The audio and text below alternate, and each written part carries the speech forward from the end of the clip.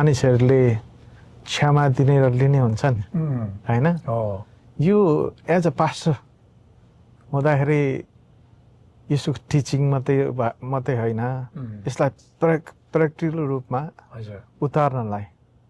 कतिको गाह्रो छ र कसरी यसलाई हुन्छ गाह्रो चाहिँ धेरै गाह्रो छ यो प्रिचिङ गर्न सजिलो होला हैन हजुर टिचिङ गर्न धेरै गाह्रो छ तैपनि मैले क्याम्पस क्रुसेडमा एउटा नम्बर 6 मेसेज छ के त्यो मेसेज नम्बर 6 मा चाहिँ फरगिभ चाहिँ कसरी हुन्छ त भन्दाखेरि हामीले बाइ फेथ स्टार्ट चाहिँ गर्नुपर्छ हजुर भनेर त्यसमा छ क्या त्यसकारण हामीले अब उसले क्षमा दियोस् या नदियोस् क्षमा लियोस् या नलियोस् तर मेरो तर्फबाट चाहिँ क्षमा छ अनि त्यो विश्वासमा चाहिँ अघि बढ्नुपर्छ भन्ने सिकेको कारणले गर्दाखेरि अब त्यो मान्छेले नजानेर गर्यो होला उसको त अब एक किसिमले हेर्दाखेरि शत्रु जस्तै त लाग्यो होला एनिमिटी त छ तर मेरो तर्फबाट होइन तर प्रार्थना चाहिँ के त भन्दा त्यो नराम्रो बानी नराम्रो सोच नराम्रो व्यवहार जुन कुरा छ त्यो हटोस् भने व्यक्तिगत प्रार्थना त छ नै नत्र भन्दै हामीले अब प्रिचिङ गर्न टिचिङ गर्नै सक्दैन हैन हामी अरूलाई अब क्षमा दिनुपर्छ क्षमा लिनुपर्छ येशूले यसरी क्षमा दिनुभयो हामीले भनिरहेको हुन्छौँ त्यो आफूले गरेन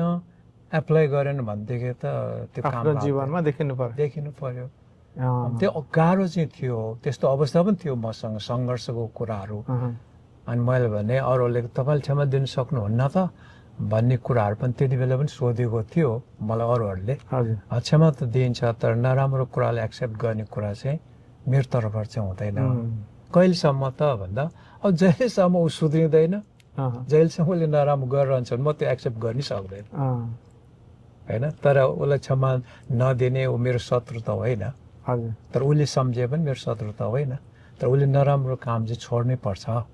भन्ने चाहिँ मेरो धारणा मेरो स्ट्यान्ड चाहिँ त्यही थियो क्या त्यति बेला पनि तपाईँलाई व्यक्तिगत कुरा गर्दाखेरि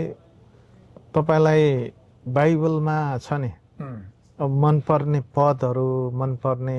शिक्षाहरू त कति छ होइन त्यसले हाम्रो जीवन बदलेको छ त्यसले जीवनमा धेरै कुराहरू परिवर्तन गरेको छ तपाईँको जीवनमा बाइबलबाट चाहिँ तपाईँले यो पदले चाहिँ मलाई साँच्चीकै छोयो भन्ने हुन्छ नि मान्छेको एउटा पिन पोइन्ट मेरो जीवन साक्षीमा छोएको पद गर्ने हो भने चाहिँ भन्ने हो भने चाहिँ यूहन्ना 14:6बाट मैले प्रभुलाई पाएको बाटो सत्य र जीवन म नै हुँ मद्वारा बाहेक भन्नेले मलाई घोचेको हो खासमा मद्वारा बाहेक कोही पनि परमेश्वर पिता कहाँ जान सक्दैन अब हिन्दूमा छैन त्यो कुरा बुद्धिस्टमा पनि त्यो भनेको छैन के हो भन्ने चाहिँ प्रिक भएको चाहिँ त्यो कुरा अनि त्यसैले मलाई कन्भिन्स पनि बाइबल अब बोल्छ परमेश्वरको वचन जीवित छ पवित्र आत्माले काम गर्छ देहा त छैन पवित्र आत्मा के हो कसो थाहा थिएन तर यो पदले चाहिँ मेरो जीवन परिवर्तन भएको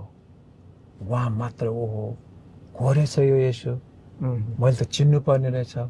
बुझ्नु पर्ने रहेछ त्यसपछि मेरो बाइबल स्टडी क्रम बढेको